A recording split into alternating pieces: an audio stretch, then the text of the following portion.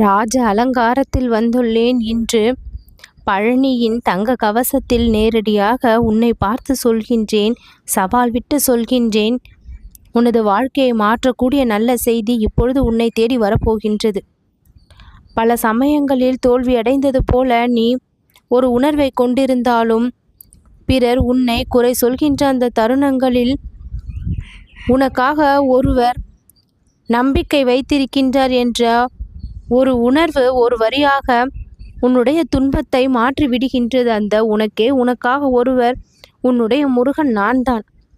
வாழ்க்கை என்பது எப்பொழுதுமே பூக்கள் நிறைந்த பூந்தோட்டமாக இருப்பது இல்லை.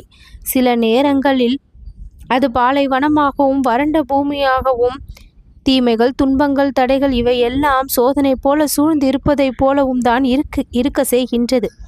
ஆனால் எல்லாமே அறிவுபூர்வமான காரணத்துக்காக தான்.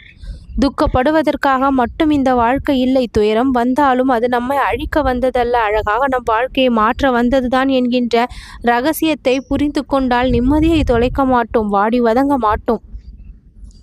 பிரச்சனைகள் வருகின்றது என்றால் அது நமக்கான தண்டனை என்று பெருமளவு நினைப்பதால் தான் நிம்மதியை இழக்க வேண்டிய நேரிடுகின்றது. மாறாக அதை வாய்ப்பு என்று உணர ஆரம்பிக்க வேண்டும். ஒவ்வொரு பிரச்சனையும், நீ சந்திக்கின்ற ஒவ்வொரு துயரங்களும் உன் வாழ்க்கையை நல்ல பாதைக்கு மாற்றக்கூடிய வாய்ப்பு.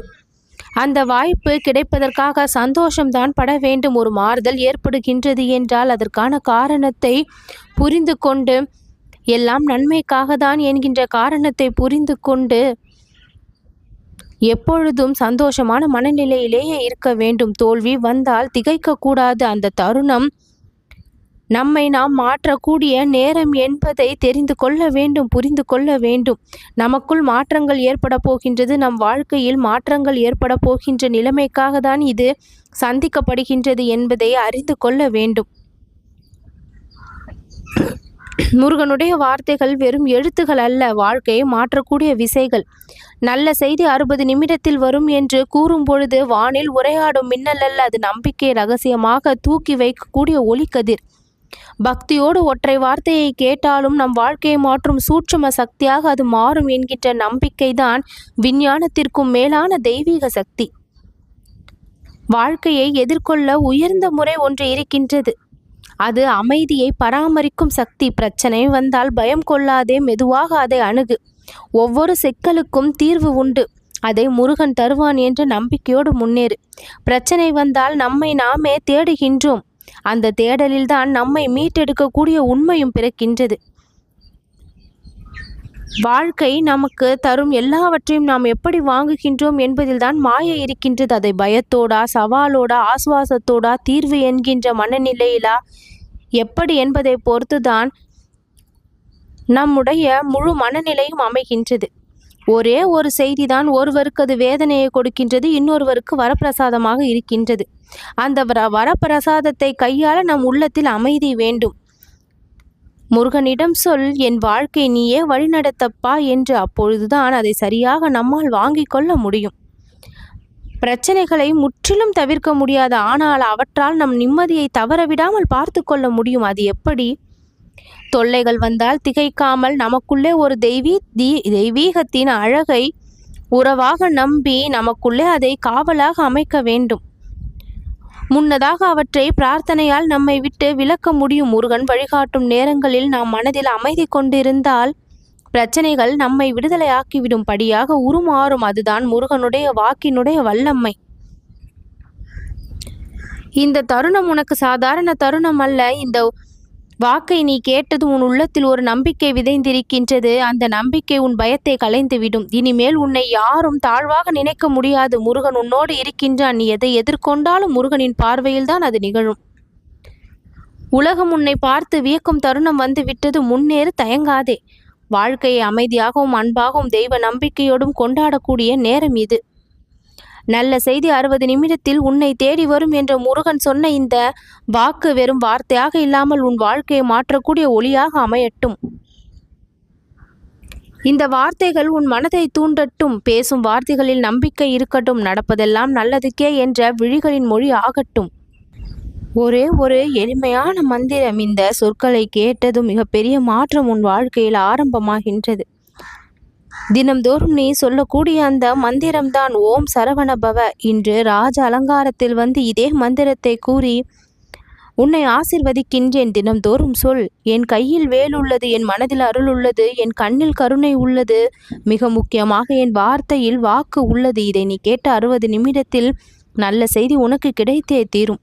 இது சாத்தியமல்ல என்று நீ நினைத்தாலும் நான் சொல்வதில் அருள் இருக்கின்றது. இது சக்தியத்தின் வெளிப்பாடு, சக்தியின் வெளிப்பாடு. இது முருகனுடைய சவால். நம்பினால் நிச்சயம் கிடைக்கும்.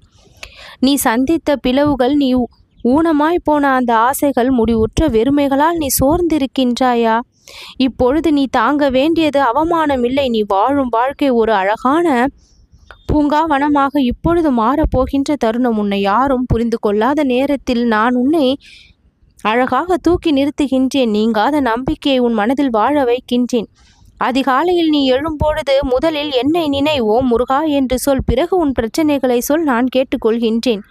அந்த நேரத்தில் நீ வாடி நிற்க வேண்டாம். உள்ளத்தில் வெளிச்சம் தானாக ஏற்றப்படும். நீ தேடியதை விட பெரியதையே நான் தருகின்றேன். நீ கேட்ட நேரத்தை விட வேகமாகவே நான் வருகின்றேன். நீ யாரிடமும் சொல்ல முடியாத அந்த இரகசிய வேதனையை முழுவதுமாக நான் உணர்ந்திருக்கின்றேன். அதனால்தான் நீ கண்ணீர் விட்டிருக்கும் அந்த தருணங்களில் உன் அருகே யாரும் இல்லை என்று நீ நினைத்த பொழுது நான் உன்னோடு இருந்தேன். வாழ்க்கை எப்படி எதிர்கொள்வது என்று தெரியுமா? சரியான மனநிலையை விதைத்துக்கொள். பிரச்சனையை எதிர்த்து அல்ல, புரிந்து கொள்ள. அதன் பின்னால் நான் நிச்சயம் இருக்கின்றேன் என்று நீ உணர்ந்தால் அந்த பிரச்சனை பரிசாக மாறும் தன்மையை பெற்றுவிடும். மனசாட்சியோடு வாழு. சொல்ல வேண்டியதை மெதுவாக சொல். சிந்திக்க வேண்டிய நேரத்தில் பேசாதே. பகைமையை பார்த்தாலும் முகம் மலர்ச்சியோடு நடந்து கொள். அங்கே ஆரம்பிக்கின்றது உன்னுடைய வெற்றி. வெற்றி என்பது முடிவில் கிடைக்கும் பரிசு இல்லை, அது ஒரு மனநிலை. இந்த அற்புதமான செய்தியை இப்பொழுது நீ கேட்கும் தருணம் உனக்கு ஒரு அழைப்பு வரலாம், ஒரு செய்தி வரலாம், ஒரு வாய்ப்பு வரலாம். அதை பார்த்தவுடன் உன் இதயம் சொல்லும், முருகா நீ சொல்லிய வாக்கு பலித்து விட்டது. நீ என்னோடு இருக்கின்றாய் என்று நிரூபித்து விட்டாய். எதிலும் எனக்கு துணையாக நீ இருக்கின்றாய் என்று நான் இப்பொழுது தெரிந்து கொண்டு விட்டேன். பரிபூரணமாக உன் மீது எனக்கு நம்பிக்கை வந்து விட்டது. என் பக்தி இன்னும் அதிகமாக இருக்கின்றது. உன்னை நான் வாழ்நாள் முழுக்க மறக்க மாட்டேன். என்னுடைய உயிரும் உடலும் உனக்குதான் சொந்தம் முருகா என்று பரிபூரணமாக நீ என்னை சரணடைந்து விடுவாய். நானும் உள்ள முருகி விடுவேன். உன்னுடைய மன பிரார்த்தனையையும் அத்தனை வலிகளையும் வேதனைகளையும் அறிந்த நான் உனக்குள் இருந்து உன்னை நான் காப்பாற்றுவேன். சிக்கல்களை தீர்த்து வைப்பேன். இந்த சிங்கார வேலன் நான். உன் மனக்கவலைகளை போக்கி மனதிற்கு நிம்மதியை கொடுத்து வாழ்விற்கு சந்தோஷத்தையும் அள்ளி அள்ளி கொடுப்பேன். என்னை நம்பு, நான் உன்னை காப்பேன். நல்லது நடக்கும்.